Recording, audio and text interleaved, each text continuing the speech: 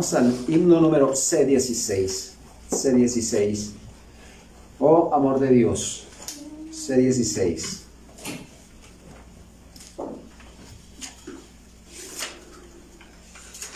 C16. Oh amor de Dios. Cantemos, hermanos.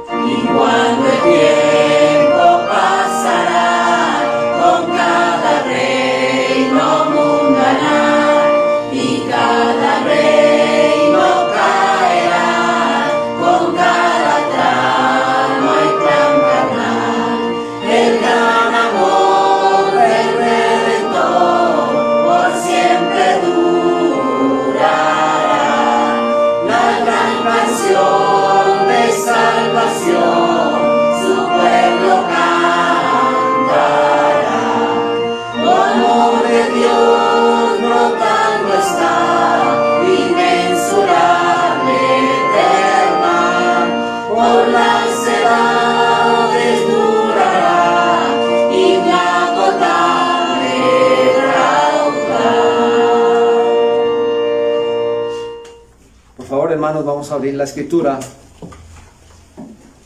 en un texto que es demasiado conocido para nosotros, y estamos en Juan capítulo 3 versículo 16 y leeremos hasta el versículo 18. Juan 3, 16 al 18.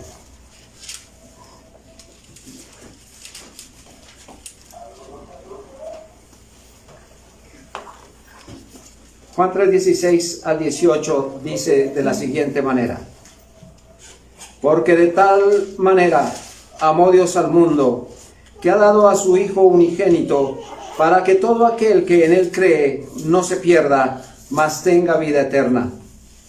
Porque no envió Dios a su Hijo al mundo para condenar al mundo, sino para que el mundo sea salvo por él. El que en él cree no es condenado, pero el que no cree ya ha sido condenado, porque no ha creído en el nombre del unigénito Hijo de Dios. Nuestro título para el sermón en esta tarde es la sublime importancia del amor de Dios. La sublime importancia del amor de Dios. Hermanos, sabemos que como cristianos tenemos la gracia más sublime que se puede conocer.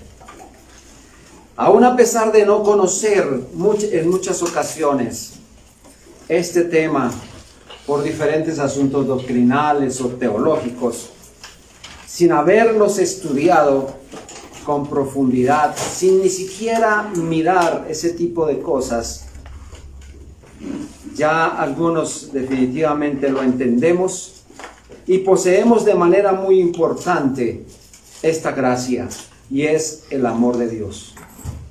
¿Y cómo llegó eso aquí? Es lo que vamos a mirar. Pero antes de entrar en nuestro tratado, hemos visto igualmente que mucho, tanto fuera como dentro del cristianismo, se tienen algunas ideas erróneas y falsas de lo que es el amor.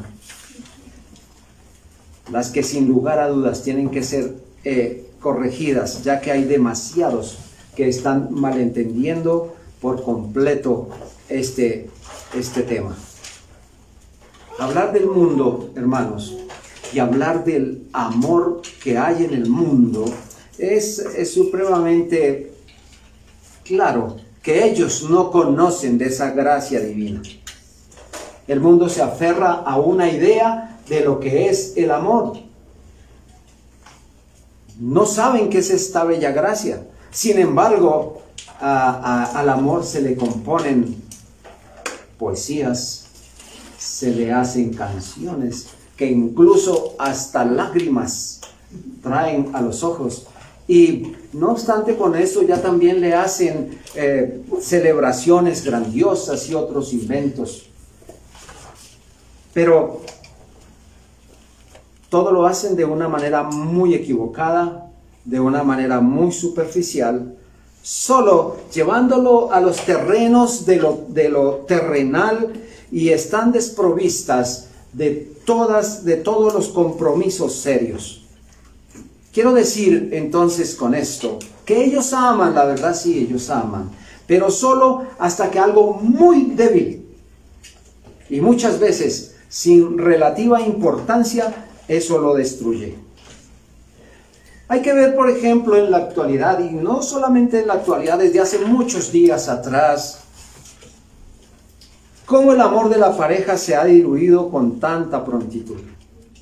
Hermanos, he visto personas que se casan y allá en el altar se prometen hasta el cielo y Júpiter y demás, y todo que por amor, pero a los 3 meses se divorcian. ¿Por qué? Porque la señora no supo planchar un pañuelo, porque la señora no supo hacer una agua hervida, entonces por eso tienen problemas de divorcio. ¿Hasta dónde les duró el amor? O sea, ¿era amor lo que ellos tenían o estaban motivados por alguna situación muy diferente al amor? Y pensaría que podríamos irnos a la segunda consecuencia, y es la pasión carnal que muchos sienten al respecto. Hermanos, nosotros hemos visto también cómo el amor en los hogares se destruye tan fácilmente. Cuando debería ser lo más férreo, se tienen situaciones tan fáciles que rompen la comunión en el hogar. Y hay muchos casos más que nosotros podríamos enumerar porque son de nuestro conocimiento. ¿Y cuál es la razón entonces? ¿Por qué está ocurriendo eso? Sencillo, hermanos. Porque el mundo pecador no conoce de esa gracia tan sublime. Por eso hay tanto odio, hay tanto egoísmo, tanto desprecio por la vida, tanta maldad con los demás. Pues por lo anterior, anhelo basado en los siguientes elementos que nosotros podamos entender por qué el amor cristiano es la cosa más rara en el mundo. ¿Por qué el amor cristiano es la cosa más rara en el mundo? Es necesario entonces no intuir, sino entender su importancia, la inmensidad del amor de Dios y el propósito del amor del Padre con la muerte de nuestro Señor Jesucristo. Entonces vamos a nuestro primer elemento que vamos a contemplar, y es la importancia del amor. Voy a hacer una pregunta antes de comenzar. porque es necesario que usted y yo nos evaluemos un poco en este tema. Hermanos amados, hago una pregunta. ¿Creen ustedes que el amor sea importante? No me responda. Allá mentalmente usted va a decir, pues no tan importante, o más o menos, ¿no? O tal vez nada, no nos interesa. Esperemos al evacuar este punto. Finalmente les preguntaré, ¿creen ustedes que el amor es importante? Entonces con seguridad me van a decir sí o no. Y si me van a dar otra respuesta tendremos que volver a estudiar. Pero lo interesante es que entendamos, hermanos, que este asunto es muy importante.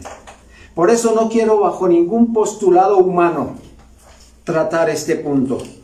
Mucho menos arrojarme a lanzar palabras y tesis que no ayudarían al entendimiento, porque el amor de Dios es muy importante, es una gracia tan sublime que no podemos usar bagatelas para esto. Nosotros tenemos más bien que buscar de dónde asirnos para que esto sea verdad. Porque de lo contrario, si usáramos nuestros conceptos tan humanos y demás, lo que haríamos sería desdibujar su grandeza y su alcance.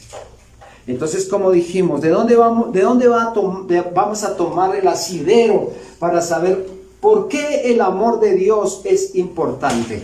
Pues, hermanos, hay solo un lugar donde nosotros podemos ir. Y es a las Sagradas Escrituras, es a la Biblia. La Biblia es la que le da la importancia maravillosa al amor, y esto lo vamos a ver a raíz o a través de algunos pasajes. Permítanme decirles, hermanos, yo no voy a entrar a explicar todos estos textos, pues esto nos llevaría este día y el otro, y entonces lo que tenemos nosotros es que saber de dónde estamos tomando las citas para decir esto es importante o no es importante. Así que los invito a que vayamos a 1 Corintios 13. 1 Corintios 13 es el capítulo donde se le ha hecho la apología más sublime al amor, donde se nos da a entender realmente qué es el amor. Entonces vamos a tomar de aquí 3 versículos, 1 Corintios 13, 1 al 3, y dice la Escritura. Escuchen, hermanos, si yo hablase lenguas humanas y angélicas y no tengo amor, vengo a ser como metal que resuena o como címbalo que retiñe. Y si tuviese profecía y entendiese todos los misterios y toda ciencia, y si tuviese toda la fe de tal manera que trasladase los montes y no tengo amor, nada soy. Y si repartiese todos mis bienes para dar de comer a los pobres, y si entregase mi cuerpo para ser quemado, y no tengo amor, de nada me sirve. Hermano, lo que nos está diciendo el texto, sin mayor explicación, es que podemos hacer absolutamente lo que queramos, lo que podamos, pero si no hay amor, esas cosas carecen de importancia. Colosenses capítulo 3, versículo 14. Si ustedes quieren apunten y mejor me escuchan y allá en casa comienzan a mirar los versículos, pero Colosenses 3:14 dice, y sobre todas estas cosas, vestidos de amor, que es el vínculo perfecto. ¿Qué es el amor, hermanos? El vínculo. ¿Qué dice la Escritura que es el amor? El vínculo perfecto. Fuera de ese vínculo perfecto, entonces, ¿qué ocurre? Que todo es imperfecto. Eso es lo que nos dice la Escritura, el vínculo perfecto. 1 Timoteo 1:5. 1 Timoteo 1:5 dice, pues el propósito de este mandamiento es el amor nacido de corazón limpio y de buena conciencia y de fe no fingida. ¿Qué nos dice el texto? Pues el propósito de este mandamiento es el amor nacido de corazón limpio. Noten, ¿cuántas órdenes, cuántas cosas nos dice el Señor que nosotros tenemos que hacer? Pero si eso lo hacemos sin amor, entonces, ¿de qué sirve? ¿De qué funciona eso? Aquí debe ser todo nacido de corazón limpio. Lo que hagamos, lo debemos hacer de esa manera. 1 Timoteo 1:5, ya leímos ese, Juan 13:34, dice Juan 13:34. Un mandamiento nuevo os doy, que os améis unos a otros como yo os he amado, que también os améis unos a otros. En esto conocerán todos que sois mis discípulos, si tuvierais amor unos con los otros. Hermano, ¿qué está diciendo el Señor aquí? Que la gente verá cómo nosotros nos comportamos. Y si nosotros nos comportamos como Cristo nos enseñó, entonces entenderán que hay amor del Señor aquí. Pero si no lo hacemos, por más que luchemos, hablemos, proclamemos, gritemos a los cuatro vientos, eso nadie lo va a entender porque no es la práctica.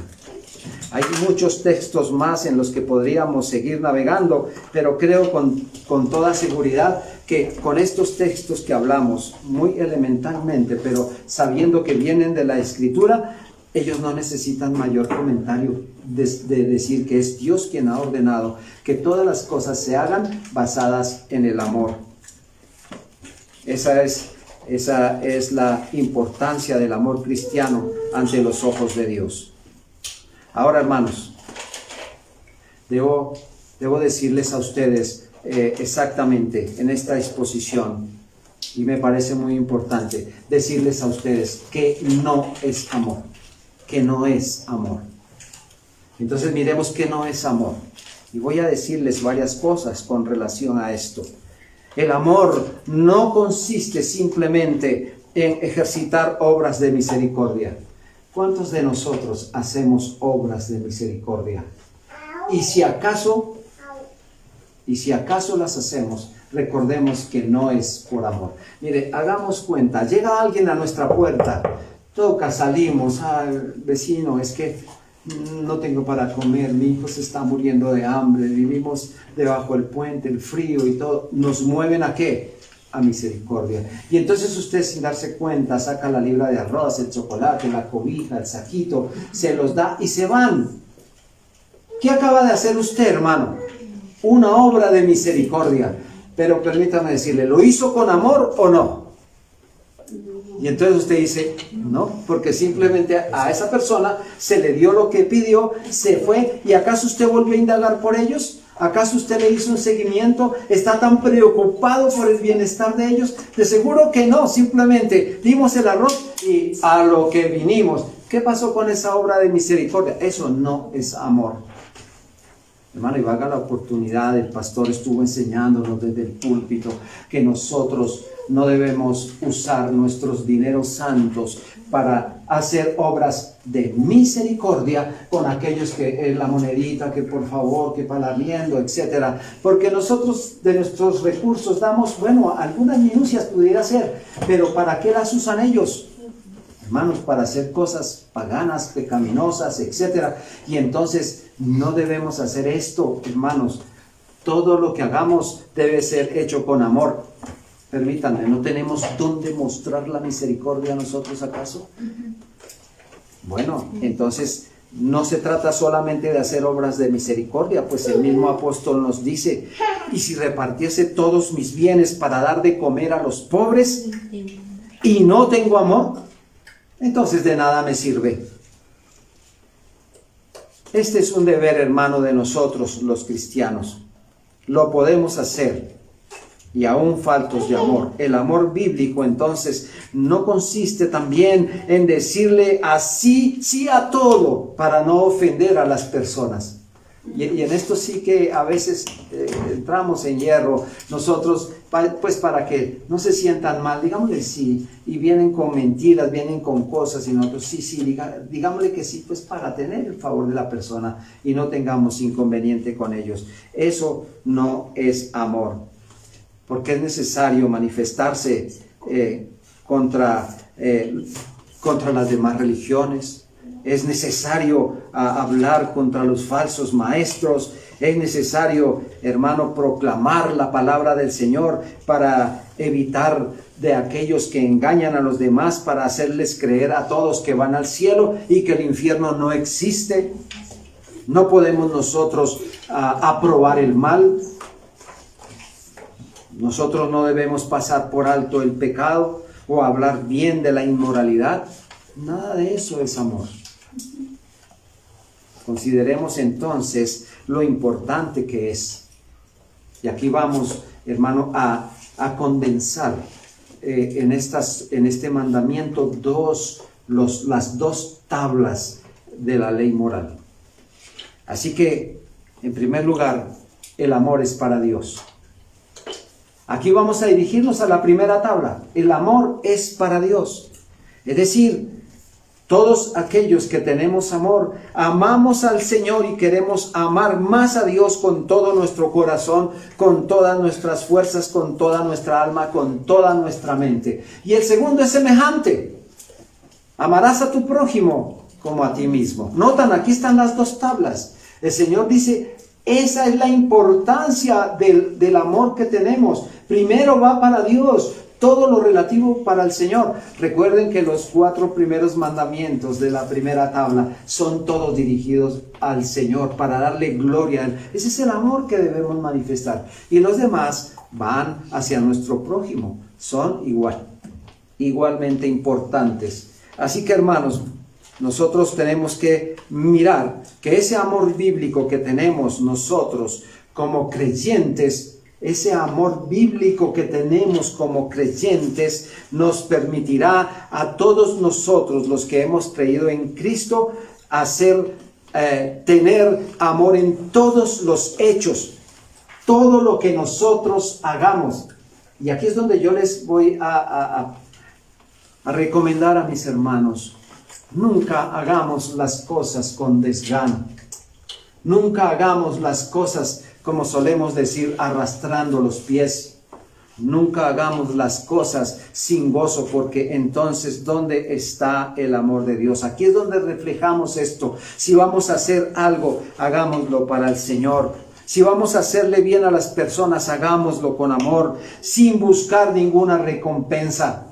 Porque esto sí que es fácil, hermano. Bueno, yo le hago un favor a usted, pero entonces usted queda comprometido conmigo. Porque entonces yo le hice el favor, y entonces usted debe, si no darme igual, al menos el doble. No se vaya a quedar. Sí me hago entender. Entonces aquí es donde tenemos que mirar, no esperar recompensas. Nosotros debemos estar dispuestos para soportar el mal en el cual nos vemos inmersos por la causa de Cristo. Debemos manifestar paciencia cuando somos provocados, debemos ser perdonadores, debemos ser mansos, humildes, mostrar bondad, no ser egoístas, ser templados, ser amables, considerar la comodidad de los demás como algo de suma importancia. Recuerden, es más bendecido uno cuando da que cuando recibe, hermano. Cuando da que cuando recibe. Así que no debemos mostrar envidia ni regocijarnos por los problemas de otros. Traigo a colación algo muy sencillo que en la vida práctica viví cuando tuve la bendición de conocer al Señor. Yo llegué a mi casa lo más feliz del mundo. Yo iba saltando en un pie, llegando a mi casa, y estaban mis padres sentados allí, y les dije: les voy a contar algo. Desde hoy soy evangélico. Wow. Mi papá me miró y me dijo: era el último nivel para ser loco. ¿Qué fue lo que usted hizo? ¿Usted cree que...? Bueno, creo que si le hubiera dicho: papi, asalté un banco, maté a 3, hice tal cosa, no me ha regañado tanto. Pero ese fue. Y a partir de ahí, peor. Y mucho más cuando supieron que quien me había llevado a la iglesia era la que hoy es mi esposa. Pues la agarraron entre ojos a la señora y nos hicieron la vida pedazos de ahí en adelante. ¿Qué pasó con nosotros? Mire, hicimos alarde del amor del Señor. Aquí es donde nos agarramos del Señor, orando por nuestra familia, teniéndole paciencia, perdonando todo lo que nos hacían, con todo esto, hasta que el Señor un día abrió la puerta del corazón de mis hermanos, de mi casa, y el Señor ahora penetró allá y ahora es Rey en el corazón de muchos de ellos. Al Señor sea la gloria. Pero sabe, si yo me hubiera puesto a contender y demás, ¿qué hubiera pasado, hermano? ¿Dónde está el amor de Cristo? Y les voy a contar algo. Incluso ellos al final me decían: nosotros le respetamos a usted y le oímos lo que dijo, porque nunca vino ni a imponer ni a hacer nada desagradable. Hermanos, gracias al Señor. Esto implica que cuando recibimos al Señor debemos saber qué es lo que tenemos que hacer. Hermanos, pero ¿de dónde aprendimos eso? ¿De dónde fue que nosotros como hijos de Dios aprendimos eso? Pues fácil, hermano. Esto no vino de nosotros, eso ya lo sabemos. Esto viene de Dios. Así que el ejemplo más maravilloso y perfecto de este amor se encuentra en nuestro Señor Jesucristo. ¿Recuerdan ustedes el ministerio de Cristo? El ministerio del Señor fue uno de los ministerios más odiados, más perseguidos, más criticados, pero lo soportó pacientemente, se mostró siempre bondadoso. ¿Notan ustedes que cuando las personas tenían hambre, qué hizo el Señor? Hermanos, vayan, bostecen y cuando terminen vuelven. No siempre los envió con el estómago lleno, con sus necesidades suplidas, con quien Él determinó que así fuera. Él siempre se mostró, siempre amoroso con los demás, paciente para con todos. Pero hay algo que nos enseñó el Señor Jesucristo. ¿Sabe qué nos enseñó? Él nunca olvidó sacar a la luz la maldad, el pecado. Jamás se detuvo para regañar al pecador. Jamás el Señor se calló cuando vio doctrinas falsas. Él las denunció. Habló abiertamente del cielo, del infierno, demostrando con esto que el verdadero amor no aprueba con todos los estilos de vida y opiniones, sino que es posible condenar el mal y aún así estar llenos de amor. Eso nos enseñó nuestro Maestro. Entonces este es el significado e importancia del verdadero amor cristiano. Pero debemos exclamar y con dolor: cuán poco de este amor existe hoy sobre la tierra y aún entre los mismos cristianos. Qué diferente sería el mundo si existiera más amor, si el verdadero amor cristiano se pusiera en práctica, se le diera toda la importancia necesaria. Pero sabe que no hacerlo esporádicamente, sino es la forma de vida de todos y cada uno de nosotros. Hermano, yo hoy no puedo amanecer. Este día voy a estar lleno de amor, este día. Pero mañana no. Mañana ya no. Pasado mañana, la mitad. No, hermanos, es que esto es una forma de vida. Nosotros tenemos que comportarnos tal como nuestro Maestro nos ha enseñado. Esa es la medida que aprendimos del Señor, no menos. Vamos a nuestro segundo punto: la inmensidad del amor de Dios. La inmensidad del amor de Dios. Recordemos el texto que nosotros con el que iniciamos, Juan 3:16. Porque de tal manera amó Dios al mundo, que ha dado a su Hijo unigénito, para que todo aquel que en él cree no se pierda, mas tenga vida eterna. Este texto nos menciona de manera tan considerable la expresión del amor de Dios para este mundo. A ver, ¿cómo me pueden medir ustedes esto? De tal manera. ¿Cómo se puede medir eso? De tal manera. Esto yo creo que es como un superlativo, ¿no les parece? De tal manera. No entendemos hasta dónde fue el amor del Señor, pero cabría bien preguntarnos. Hermanos, yo a ustedes les dije que al final les iba a preguntar, ¿es importante el amor entonces? Sí, es importante, no es ni más o menos, ni si acaso un poquito, es que es bien importante. Ahora, con base en esto de la importancia del amor, entonces ahora sí preguntémonos, ¿qué quiere decir el mundo al cual se refiere este texto? ¿Y qué motivó a Dios a amarlo tanto? Bueno, si hablamos del mundo,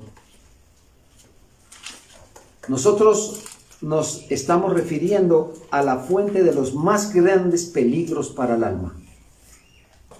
Hermanos, pero también cuando se habla del mundo, nosotros no nos estamos refiriendo a ese mundo físico. El pastor nos explicó sobre los términos del mundo.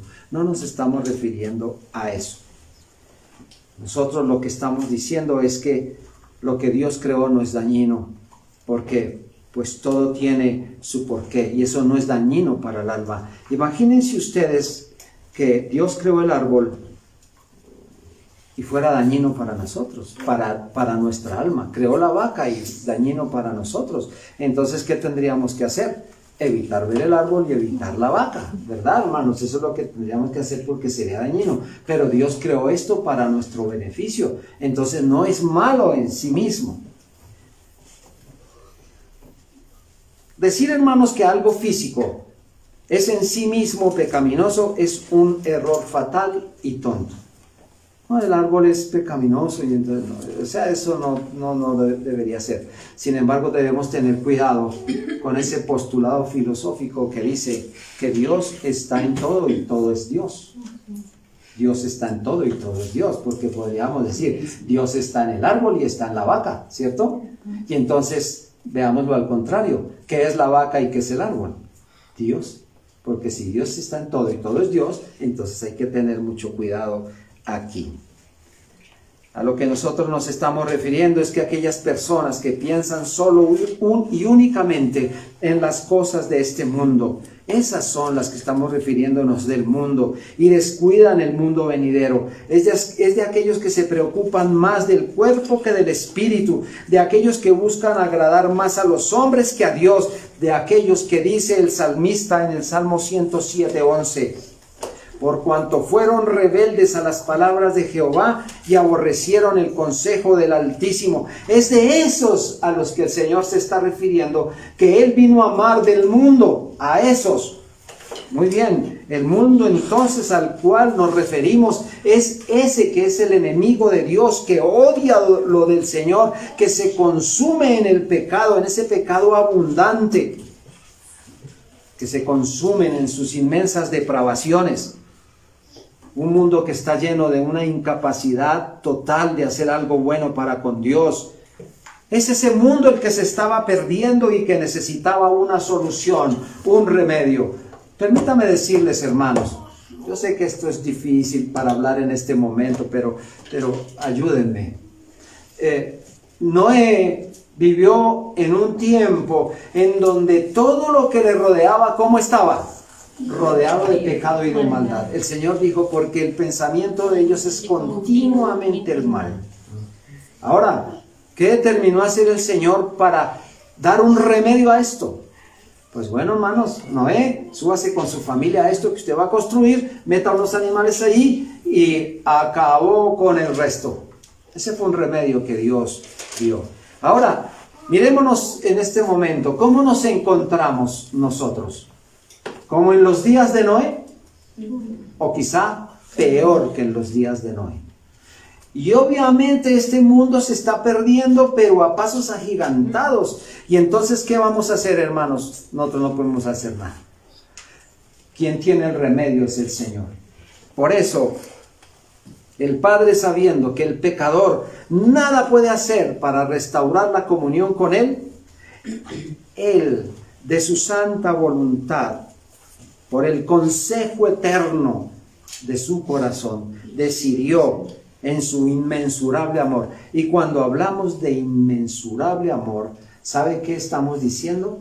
De ese amor que no se puede medir, que no se puede contar. Es inmensurable.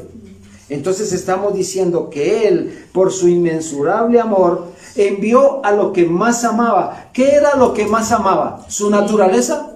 No, su Hijo. A ese del que dijo un día en Mateo 17:5, este es mi Hijo amado, en Él tengo complacencia, a Él oí. Hermanos, dar a su amado Hijo por este mundo pecador, a fin de salvarlo del pecado.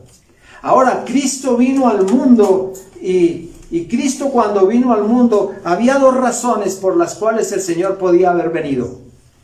Uno, o para salvar al mundo, o dos, para condenarlo. Pero vino a lo primero. Él vino a salvar al mundo. Eso nos dice el texto, el versículo 17 que leímos al comienzo, porque no envió Dios a su Hijo al mundo para condenar al mundo, sino para que el mundo sea salvo por él. Notemos esto, al Señor no lo movió su santa ira, pues aunque era merecida para este mundo infame y maligno, fue el amor de Dios que lo motivó para que su amado Hijo viniera a este mundo tan pecador. Lo intenso de su amor era tan inmenso que ni siquiera el pecado del objeto amado pudo disuadirlo. Ni siquiera el pecado de este mundo dijo, vamos a cambiar los planes, seguirán así. Romanos 5:8 nos afirma esto.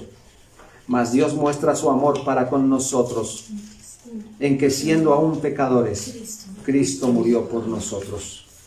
En otras palabras, escúcheme lo que voy a decir. En otras palabras, la maravilla que nos presenta este texto no es más que la maravilla que se encuentra por encima de todas las demás maravillas en este mundo que vivimos.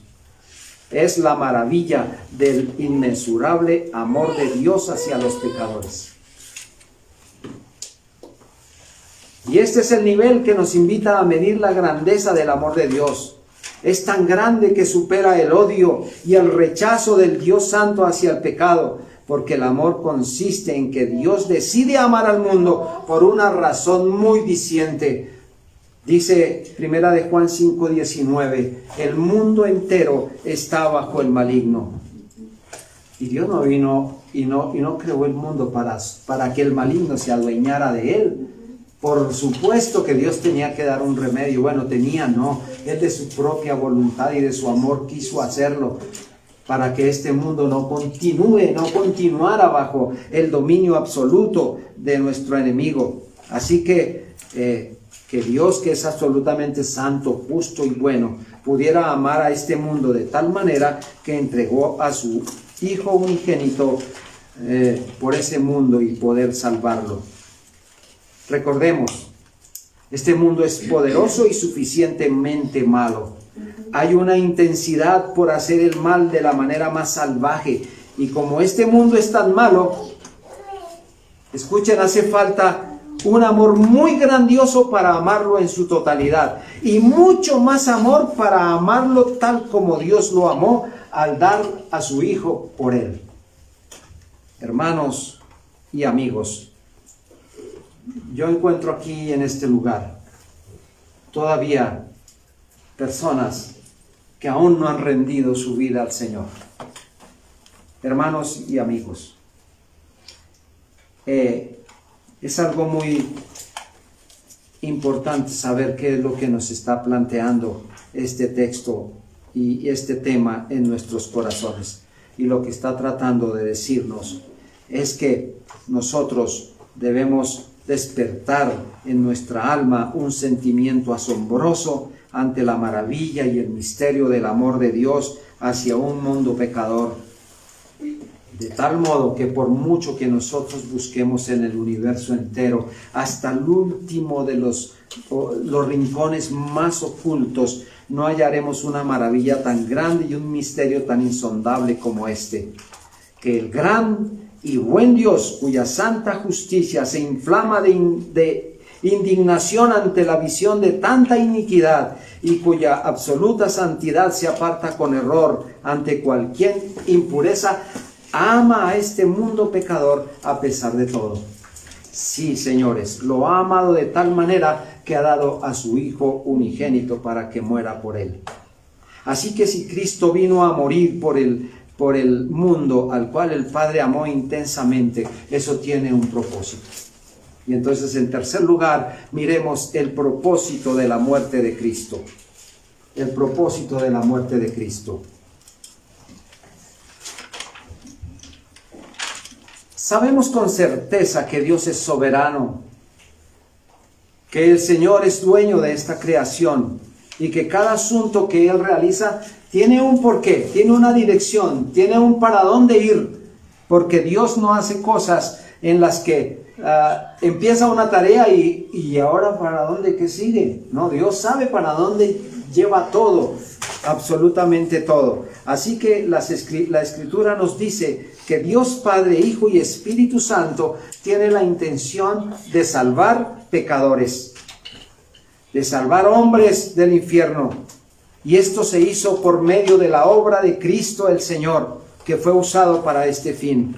Y puesto que Dios hace las cosas correctas, tenemos que saber que nosotros, los que realmente estamos redimidos, somos aquellos a los que Él, en su propósito, quiso redimir. Entonces notemos una cosa aquí y muy importante. No todos los hombres son redimidos. No vino a morir por toda esta humanidad. Él vino a morir solo por algunos. Y yo lo quiero llevar a usted a que se meta en esa línea de solo algunos, no fueron todos. Aunque el texto parece decir que vino por todos. Sí, se vino a predicar el evangelio para todo el mundo. Pero aquí hay algo, solo unos serán salvados por el Señor. Vino a morir solo por unos. Así que su propósito fue el de redimirnos, y podemos decir entonces que en la muerte de Cristo no solamente hubo un propósito, aquí hay dos propósitos en la muerte de Cristo. El primer propósito que hay en la muerte de Cristo es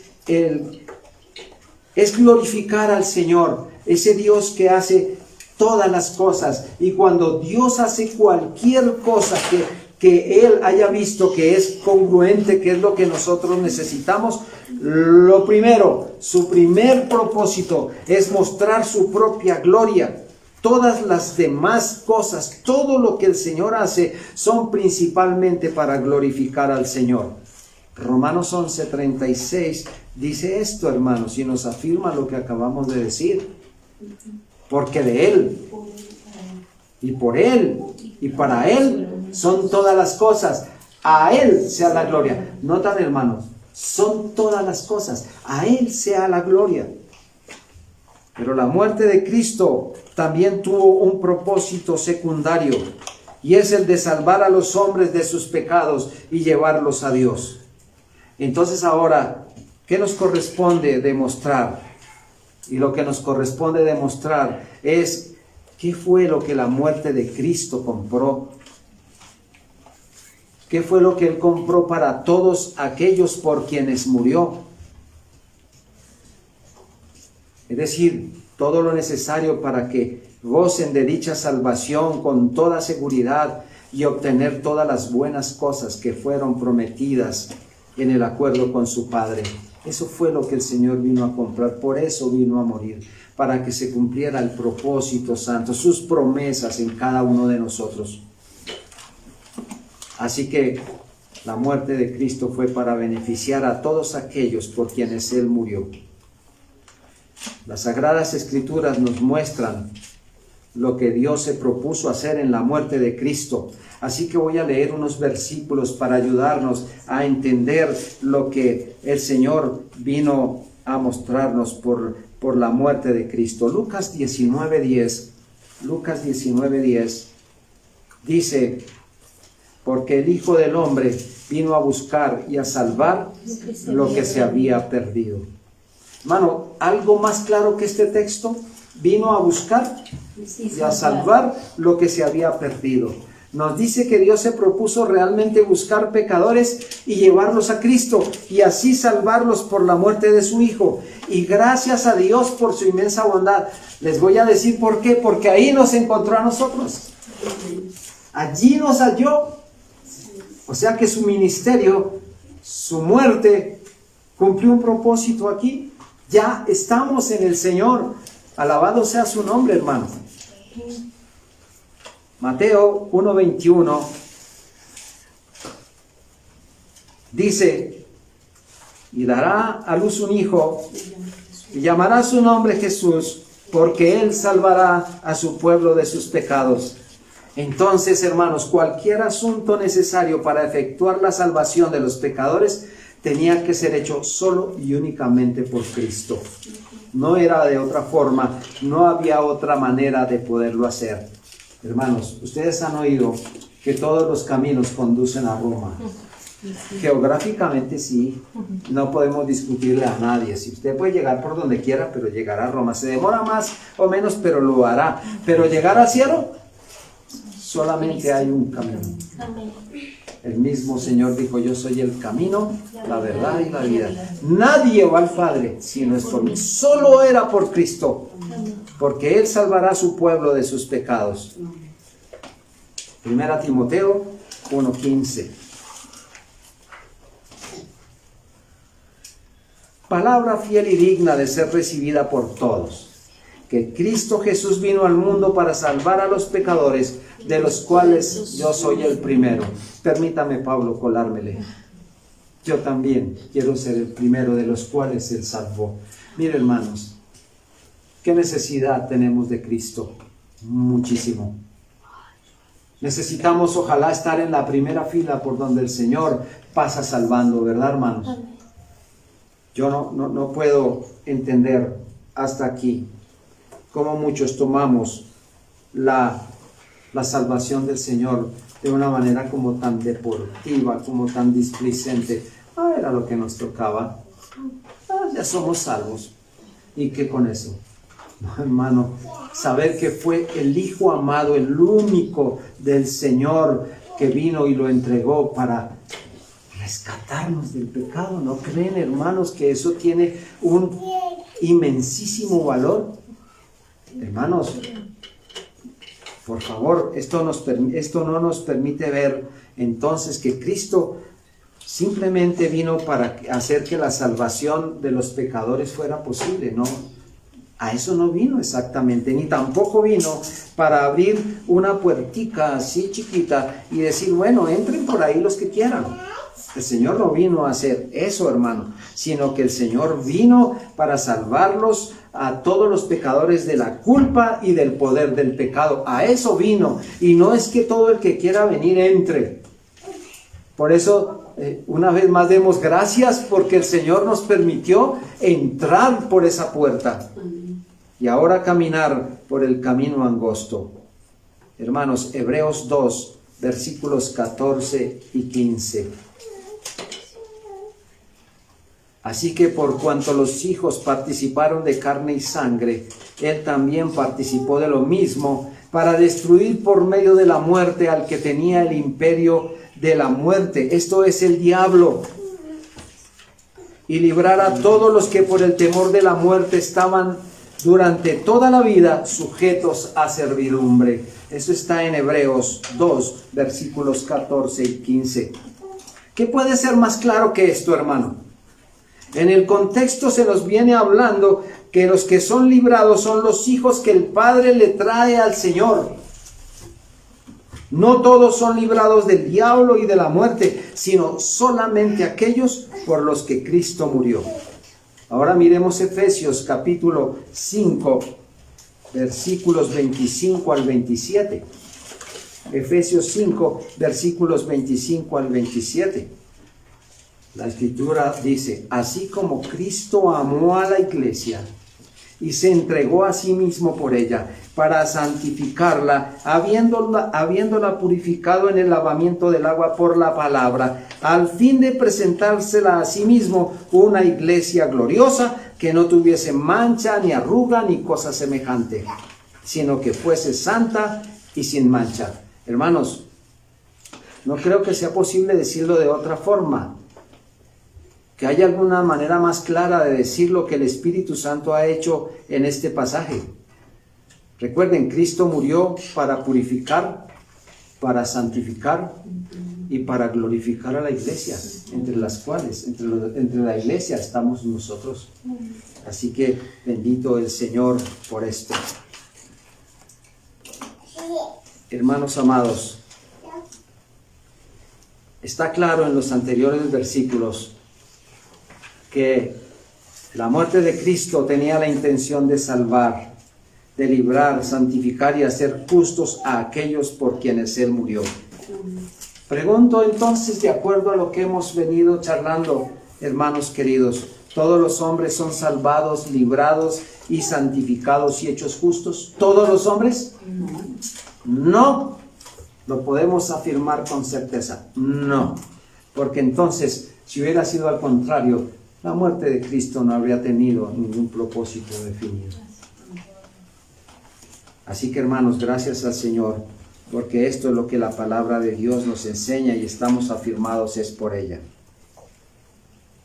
Lo cierto, queridos, es que como resultado de su muerte, el Señor nos dio eterna redención, limpió nuestra conciencia, purificó nuestra vida espiritual, Él llevó nuestros pecados en su cuerpo, nos dio un estado real de paz con Dios Padre, nos dio vida eterna, vida espiritual, y todo esto a favor de aquellos por quienes Cristo murió. Vamos a nuestra aplicación. He dividido esta aplicación en tres características.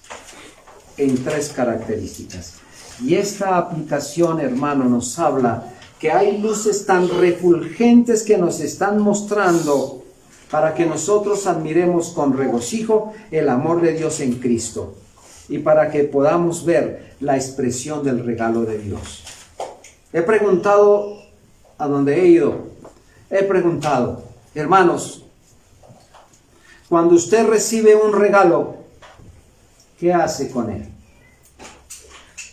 Apenas le dan el regalo, usted toma ese regalo y lo lanza por allá y dice, si acaso un día lo veré. ¿Será así? Cuando a usted se le da un regalo, ¿qué hace? En el término de la distancia, no es más sino que llegue a sus manos, inmediatamente se rompe el celofán y miramos, ¿qué hay? Bueno, para algunos un regalo puede convertirse en una decepción, ¿no? Esperaban un carro y les dan una chupeta. Entonces, pero finalmente es una chupeta, hermano. ¿Se la merecía usted? Alguien de todo corazón vino y dijo, esta chupeta se la voy a comprar para él o para ella. Y es lo que ellos dijeron, se lo merece. Porque usted da un regalo para quién, hermano. ¿Para quién? Para quien se lo merece. De acuerdo a nuestros valores, nosotros decimos, este regalo se lo vamos a dar a él porque se lo merece. Porque, bueno, hizo tal o cual cosa que fue muy acertada. Él es merecedor de este regalo. Nosotros no damos un regalo a quien odiamos, ¿o sí? ¿Alguna vez alguien tenía un enemigo en la iglesia? O alguien que le hacía la vida a pedazos. Y entonces vino un pastor y le dijo, hermano, pues sencillo. Vaya, regálele flores. ¿Regalarle flores? ¿A decir que me está haciendo tanto daño? Por supuesto, regálele flores. Hermano, pues sí, se cumplió el tema. Sí, fue y se le regalaron las flores, pero no sobre el ataúd, sino se le regalaron en vida. Y le quiero decir que esto cambió absolutamente. Debería ser, pero nosotros darle un regalo a un enemigo, quiero decir que es como medio difícil que nosotros lo hagamos. Por eso, escúcheme, Daniel, escúchenme ustedes, jovencitos, niños que están aquí, aún, Mariana, escúchenme, los que no tienen a Cristo en el corazón. Yo les voy a hablar sobre tres características del regalo de Dios, porque yo quiero que sepan que Dios les trajo un regalo. La primera característica del regalo de Dios es la buena voluntad del Señor para darnos de esa santa gracia. Es la buena voluntad del Señor para darnos de esa santa gracia. Fue su amor propio. Fue la libre intervención de su propio corazón. No fue nada de lo que nosotros pensamos o pedimos, hermano. No fue nada de lo que nosotros anhelábamos, porque no era nuestra importancia. Y mucho menos solicitar que mandaran a Cristo, que se hiciera carne aquí, que fuera a la cruz por nosotros. Jamás pedimos eso. Ni siquiera nos importaba eso. Era lo que menos nosotros queríamos. ¿Qué queríamos? Otras cosas, más menos esa. Pero noten, hermanos, la abundante gracia del Señor. Efesios 3:20 dice, y aquel que es poderoso para hacer todas las cosas, mucho más abundante de lo que nosotros pedimos o entendemos, según el poder que actúa en nosotros. Él es abundante para nosotros. ¿Acaso quién le estaba diciendo que nos buscara para darnos un regalo? Y mucho menos el regalo que Él trajo para nosotros. La segunda característica de este regalo, entiéndanme jovencitos y quienes no tienen al Señor aquí, la segunda característica es la grandeza del regalo. Él no trajo una pequeñez, una minucia. Él trajo lo más grande para nosotros. Son inmensas las cosas que nosotros hallamos en Cristo. El regalo más maravilloso fue el Hijo del Señor. Esto es tan extremo que expresa hasta dónde va el amor del Señor. Pero noten, Cristo vino como el regalo que Dios proveyó, pero Cristo vino no para hacer turismo sobre esta tierra, no para hacer amigos en esta tierra, no para que la gente lo admirara simplemente. Cristo vino a dar su vida por los pecadores, y eso fue lo que Él cumplió en toda su cabalidad. Así que, hermanos, la grandeza de este regalo nosotros no podemos despreciarla. Primera de Juan 4:9 dice: y en esto se mostró el amor de Dios para con nosotros, en que Dios envió a su Hijo unigénito al mundo para que vivamos por Él. ¿Es suficiente esto o no es suficiente, hermanos? ¿O quería otra cosa? Pero le voy a decir, hermanos, la tercera característica de este regalo es que teníamos toda la falta de mérito para recibir el don de la gracia del Señor. Teníamos toda la falta de mérito para recibir ese regalo. Y esto es muy cierto, hermanos. Nosotros somos totalmente indignos. No había nada bueno en nosotros que impulsara al Señor a que nos diera este regalo, porque no somos buenos ni justos, sino impíos. Y esto para que el Hijo se encarnara y muriera por nosotros. Ay, amados, ¿qué merecíamos del Señor? Y ayer en la oración que el pastor hacía, hermano, rompió mi corazón, porque él decía en su oración: nosotros no merecemos lo que tenemos, merecíamos cosas peores, pero Él en su gracia nos dio lo mejor de Él, su Hijo. Hermano, eso nos tiene que sacudir el alma. Esto nos tiene que sacudir el alma, porque esa es la grandeza del regalo del Señor. No había mérito, pero eso fue lo que el Señor nos dio. Romanos 5, versículos 7 y 8. Y con esto termino, hermanos. La Escritura dice: apenas morirá alguno por un justo. Con todo, pudiera ser que alguno osara morir por el bueno. Mas Dios muestra su amor para con nosotros, en que siendo aún pecadores, Cristo murió por nosotros. Jovencitos, Cristo pasó algún tiempo por nuestra vida y nos llevó de su mano, y hoy estamos agradecidos por ese favor. Pero otra vez está viniendo por frente donde ustedes están, porque Cristo quiere salvarles. Miren este regalo como lo sumo que el Señor nos dio. No desprecien el regalo que el Señor está ofreciendo hoy. Una y otra vez el Señor ha estado tocando la puerta de su corazón. Un día el Señor cesará de proclamar el Evangelio. El Señor cesará de hablarnos de estas bendiciones tan grandes. Y entonces vendrá ahora sí el lamento, el lloro por no haber acudido cuando Él nos llamó. Así que, mis amados, el Señor ayude no solamente a la iglesia para que entienda que no merecíamos estar en Cristo, pero estamos, que estamos obligados a ser un ejemplo de Cristo en esta tierra, que todo lo que hagamos debe ser hecho por amor, porque quien dio la muestra más grande de amor es Dios en el Señor Jesucristo. Por eso aquí estamos. Señor, ayude a su iglesia y ayude a aquellos que se han acercado para escuchar el Evangelio y puedan venir al Señor. Oremos, hermanos.